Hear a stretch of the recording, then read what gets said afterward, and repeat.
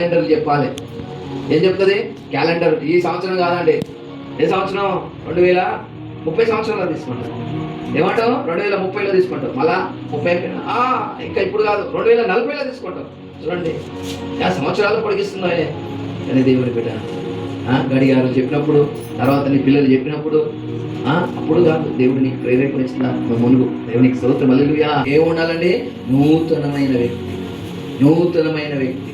ఇదిగో పాత నాలో రాకూడదు, పాత క్రియలు నాలో రాకూడదు, పాత మనసు రాకూడదు, పాత చెడు అనే ఒక మాట రాకూడదు. ఒక చిన్న బాబు పుట్టారు కదా, అతను నూతనంగా పుట్టారు కదా, నూతనంగా పుట్టారు ఆ చిన్న బాబు. వారిలో చూడండి ఏముంటుంది? నూతన స్వభావం ఉంటుంది. మనము కూడా ఒక నూతనంగా పుట్టాం. దేవునికి స్తోత్రం హల్లెలూయా. ఈ రోజు నుంచి మన జీవితం ఎలా ఉండాలి?